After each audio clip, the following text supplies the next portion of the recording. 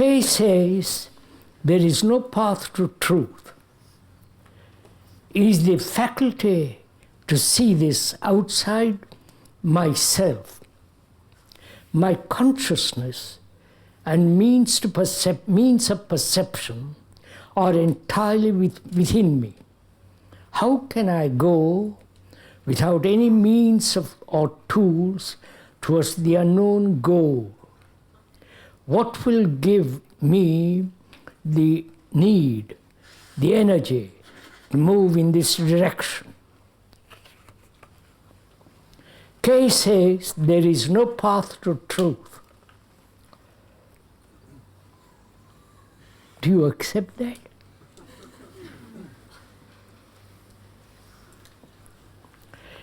There is no path to truth. It's the faculty to see this outside myself. Is the faculty to see this outside of myself. My consciousness and means of perception are entirely within me.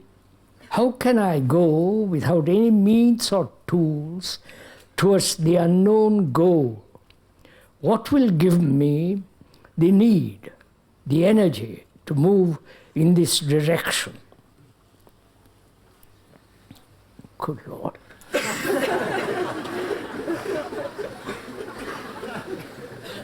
There's so many things in this question.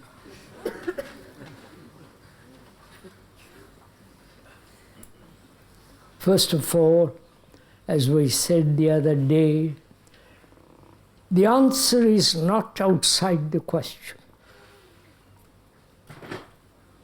The answer is not outside the problem.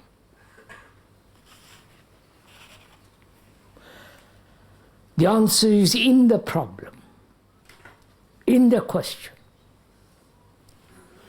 Please let's talk that briefly over. We're always trying to find an answer satisfactory outside the problem. That's convenient, that's happy, that is pleasurable, and so on. If we could put aside all this rather escaping from the problem, if we could look at the problem, see, look at this question together. Kay says there is no path to truth. Why do you believe him? Why do you accept it? Why do you repeat it? Kay says. Who is Kay to say it? What right? Or is it a reaction? You understand? Because we see so many paths to truth, as many taught, how many is taught sententia? I won't go into that. As long as there are human beings, they have different opinions. So, it may not be true. Let's first find that out. There's the various Christian paths, right? The Catholic, the Protestant, and the various divisions of Protestantism. Innumerable of them, many of them. And there is the Buddhist. Several paths according to the Buddha. One never really knows what the Buddha actually said or what the Bible says. Never knows. So, then there are the Tibetan paths, right? They're the Buddhist paths. The Muslim, with their divisions. So, all these paths are spread out before you to truth, whatever that may mean, to God, to illumination, to enlightenment, and so on. There are dozens of paths, right? How will you choose? How will you choose which is the right path? Please tell me. You have to know yourself. Somebody says you have to know yourself. So why bother about paths? Why bother about truth? Why bother about what K says? Why don't you know about yourself? And how will you know about yourself? What manner? How will you look at yourself as you would look at yourself in a mirror? How would you look at yourself? It's easy to say, look at yourself. Socrates and ancient Greeks and still further ancient Israelites and still further the ancient Egyptians and so on, the Hindus. They've all said in a different way, know yourself.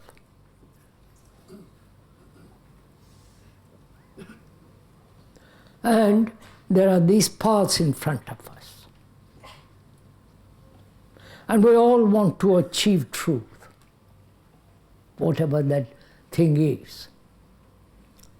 And all these paths lead to that. That means truth is fixed, right? Must be, otherwise there would be no path to it. It must be stationary, it must have no movement, it must be dead. Then there can be paths to it. No, don't laugh. This is what we do. So somebody like K comes along and says, look, don't bother about the paths. It may be like you're on a ship with a rudder. And you move, you find out, learn, move, keep on going, find out. Not become stationary and make truth something permanent. Right? And we want something permanent. Permanent relationship. I'm attached to my husband, wife. I want it permanent. We don't admit any change. Right? And we are changing all the time, both biologically as well as psychologically. But we want to remain with something that is completely satisfactory, permanent, enduring, giving me security. And as I find there is really no security, then I have truth as the permanent entity towards which I am going. And there are all the disciples, gurus, and the priests, and all help you to go. I don't know where, but they help you.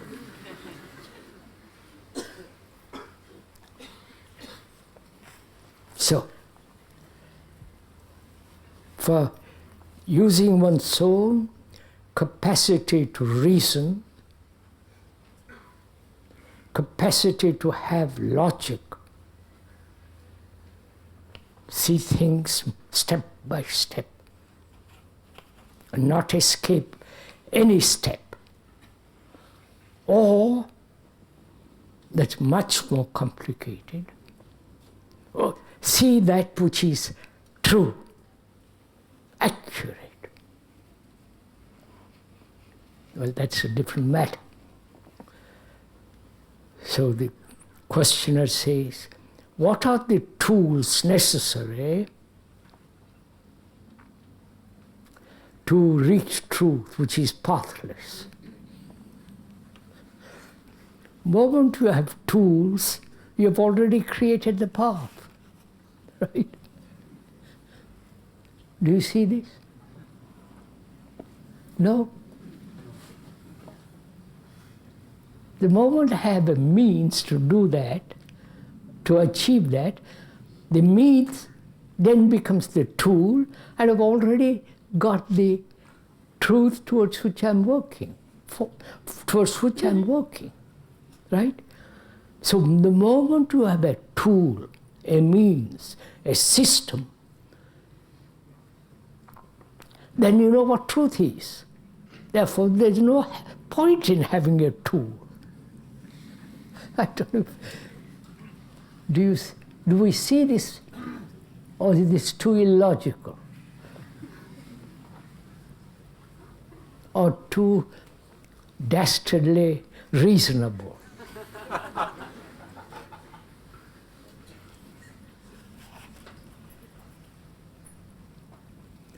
The means is the end.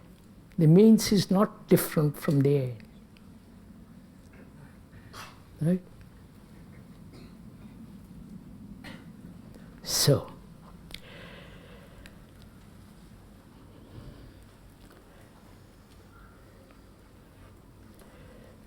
another question in this is, my consciousness and means to perception are entirely within me.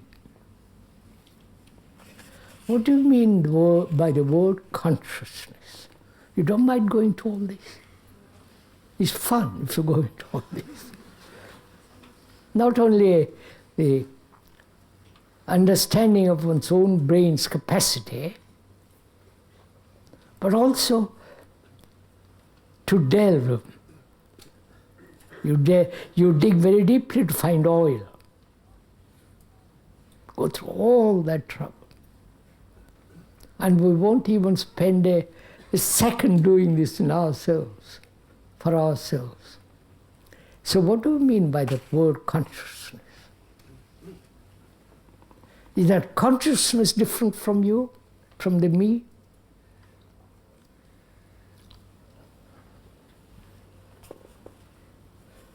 Do you get bored by all this on a lovely morning, to being on a golf course or in a walk or something?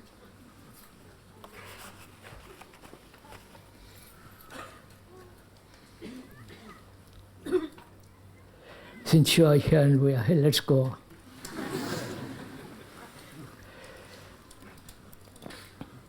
What do you mean by consciousness? Books have been written about by experts. And we are not experts. Right? Let's understand this. You and the speaker are not experts. God forbid. Not professionals, professional gurus, professional followers with their peculiar dresses and all the rest of it. We're just inquiring together, like two friends. What do you mean by consciousness? All that you are, isn't it? Your consciousness is made up of all its content, right? Anger, jealousy, faith, belief,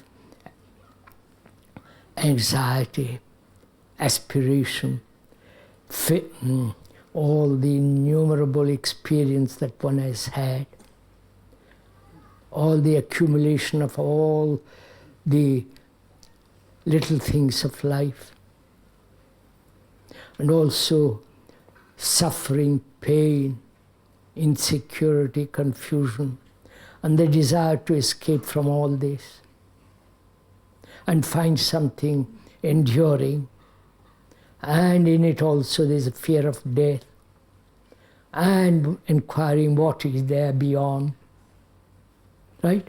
All that, this vast bundle, is our consciousness. No? No? Yes? No problem. So there is no disagreement about it. Don't be nervous.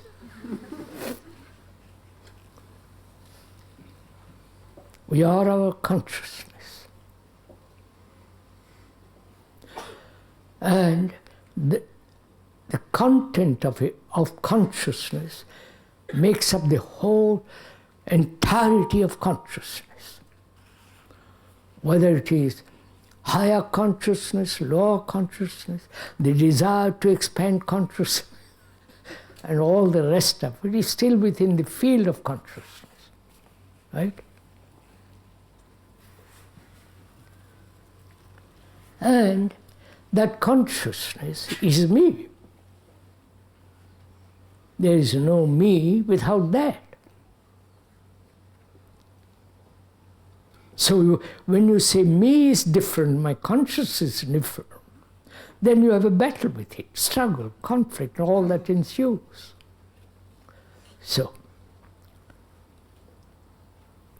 our question there is it possible to first to discover for ourselves the content,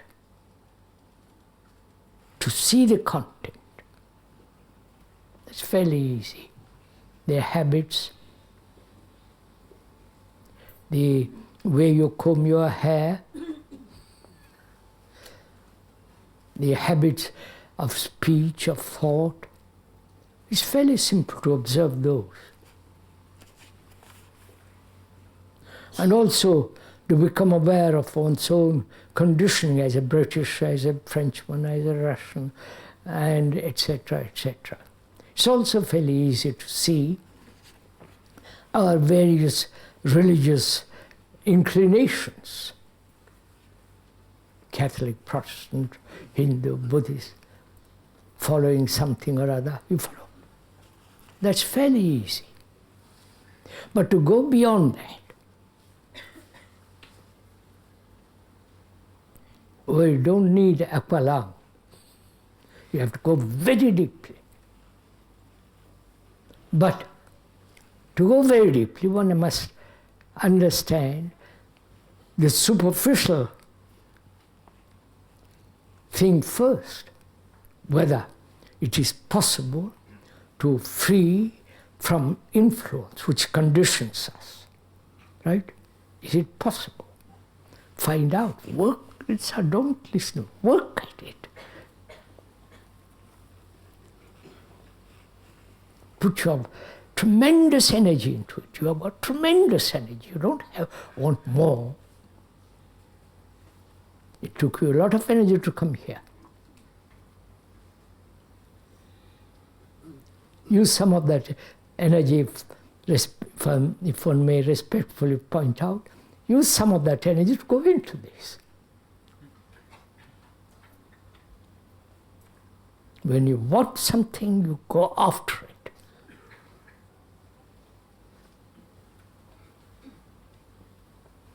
That means one has to be not quite indolent, one has to be a little active.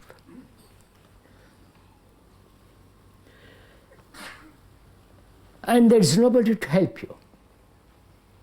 No tool, no instrument, no leader, nothing to help you. You must really become helpless to find the real thing. I don't know if you understand what I'm talking about.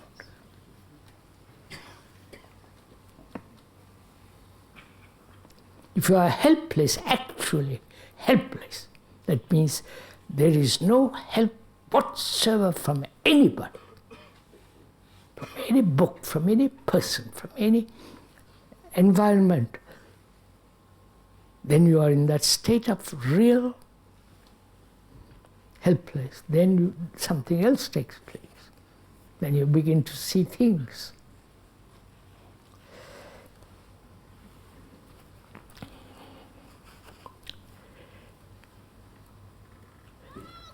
The questioner asks, what will give me the need, the energy to move in the direction of truth?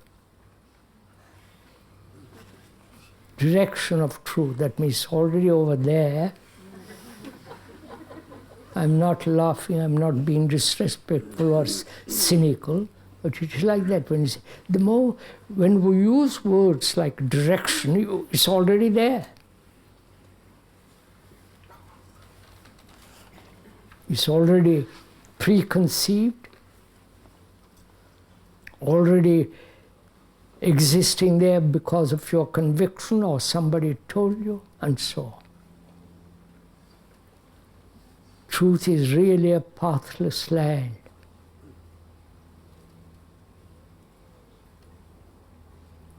And that can only exist when fear and all the rest of it is knocked